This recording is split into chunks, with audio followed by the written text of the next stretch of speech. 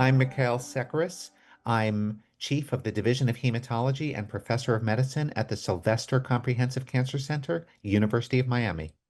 We had a terrific team who got together to write the 2025 American Society of Hematology guidelines for treating newly diagnosed older adults with acute myeloid leukemia.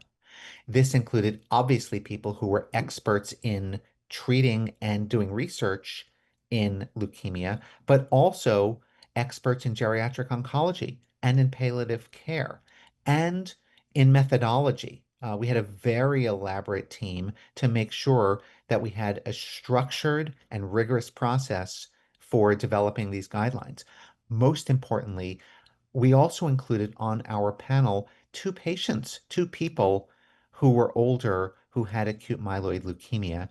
And I think both tragically and poignantly, one of those patients passed away right after we submitted these guidelines for publication in Blood Advances.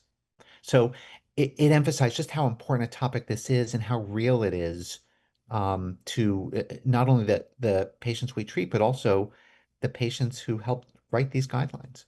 We included 9 recommendations in our new guidelines. And like I said, we wanted these to mirror the important conversations that occur between a healthcare provider and a patient. So we start with the most basic of questions, and that is, should an older adult with acute myeloid leukemia be treated at all? And we concluded, yes, they should. Actually, the data that are out there support that we treat people as opposed to recommending that they go on palliative care alone. We then go through questions about whether patients should get traditional inpatient chemotherapy versus the other chemotherapy I mentioned that was based on a hypomethylating agent or low-dose cytarabine, whether they should get those drugs alone or in combination with other drugs, how patients who have specific genetic mutations in their leukemia, such as the IDH mutations or FLT3, should optimally be treated, whether patients who have particularly higher risk leukemia based on their genetics should undergo a bone marrow transplant or not. So we came down recommending that patients get combinations of therapies, so either azacitidine and venetoclax, or for example, for patients who have an IDH1 mutation, azacitidine and ivosidenib, or azacitidine and venetoclax. We also came down recommending that patients undergo transplantation if they do have higher risk genetics with their leukemia. And we end with a recommendation that I'm particularly proud of, and that is for patients at the end of life who are no longer receiving therapy for their leukemia and have enrolled onto end-of-life care or hospice, whether they should continue to receive blood and platelet transfusions or not. And this is actually legislation that's being considered by Congress right now. These are recommendations based on the latest data and are very up to date. So we strongly recommend that clinicians adopt these recommendations, many of which address the questions that clinicians are facing every single day with their patients and in real time over the course of their patient's illness.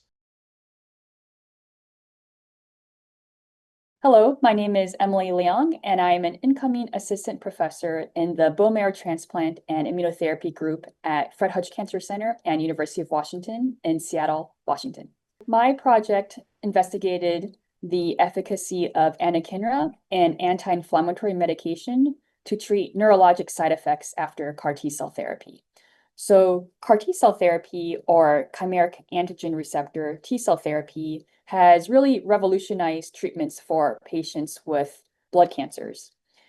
However, it has also brought a landscape of unique side effects, including what we call immune effector cell-associated neurotoxicity syndrome, or ICANS.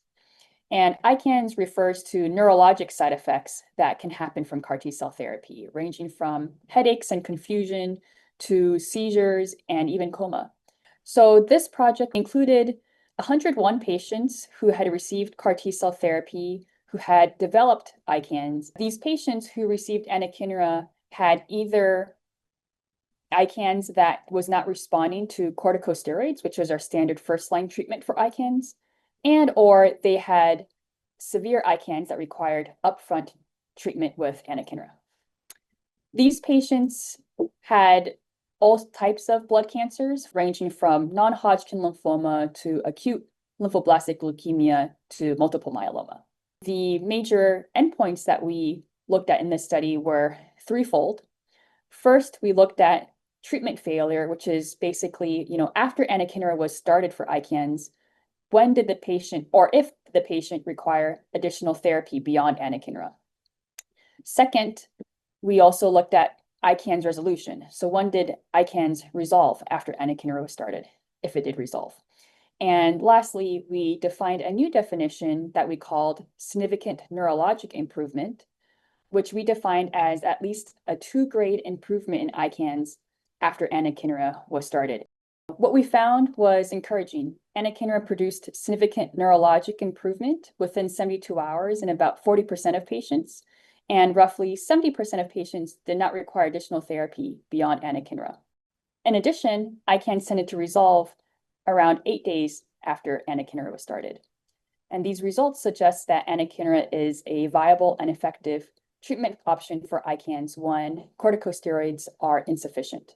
Next steps going forward from this project are to ideally conduct randomized control studies where we can more definitively evaluate the efficacy of Anakinra and understand its optimal dosing, administration, and patient selection.